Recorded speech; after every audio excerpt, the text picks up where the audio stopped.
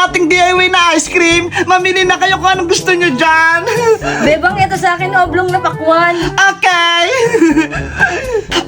Eto na, tiba. Thank you, Bebang. Akin na lang yung dragon fruit, bebang. Hala, dragon fruit yung gusto ni Princess. Ito, Princess, Wow! Pulang-pula! At bilog na bilog tong dragon fruit ko. Mukhang ang sarap. Dahil malaking pakwan na lang yung natitira, ito yung gagawin kong ice cream.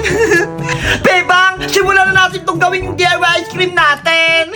Sige, madali lang naman to gawin eh. Hatiin lang natin to sa gitna, butasan natin, tapos ilalagay natin sa ref. Madali lang pala, Bebang eh. Gawin na natin. Let's go!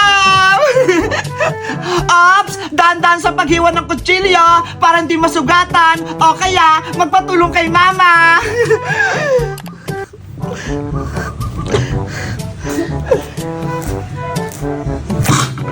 Ayan! Malapit ko ng mahati! Mag-ingat ka dyan, bebang, Wow! Ano ba yan, Bebang? Hindi ka marunong maghati. Tabi-tabingi.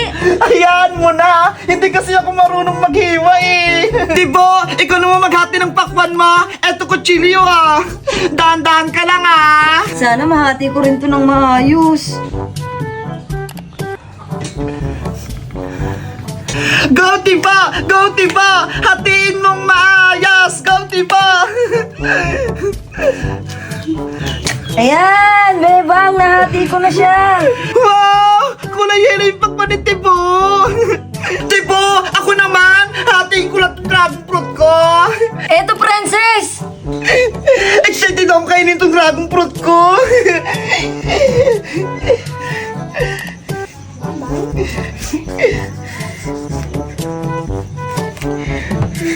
Wow! Yummy! Ang pula ng dragon fruit ko!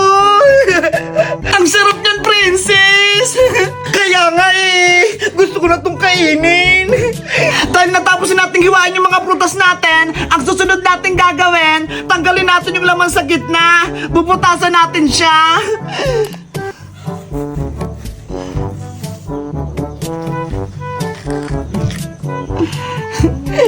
Ganito ba, Bebang? Oo, ganyan, Tibo. Yung kutsara ko. Pwede ko naman siguro itong tikman.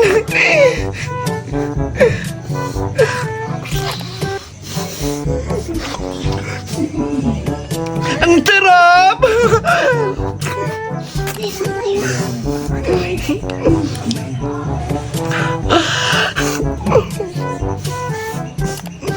Okay na yun, Tibo! Grabe! Ang sarap ng dragon fruit! Malapit ko na itong maubos!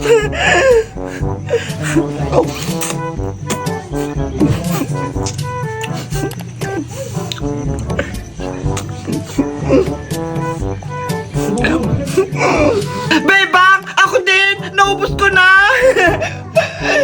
Hoy, Princess! Bakit mo naman natin ubos yung dragon fruit mo? Sabi mo kutsarain, kaya kinain ko na. Ikaw talaga? Ang takaw-takaw mo, tapos yung gitna lang yung kainin mo, hindi lahat. Ang sarap kasi nitong dragon fruit favorite ko to. Mabuti may kalahati pa yan. Ayan na lang yung gawin mong ice cream. Sige. Konti lang pala yung butas.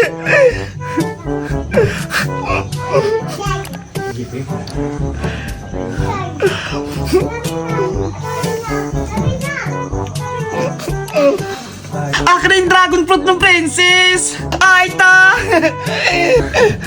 Tibo, yung sa'yo rin kukunin ko. Ayan, perfect na yung mga butas natin. May mga butas na. Ilalagay na natin siya sa ref para tumigas. Excited ako kumain ng DIY ice cream. Sana perfect. Guys, mag-comment lang kayo kung gusto nyo ng part 2. Bye-bye.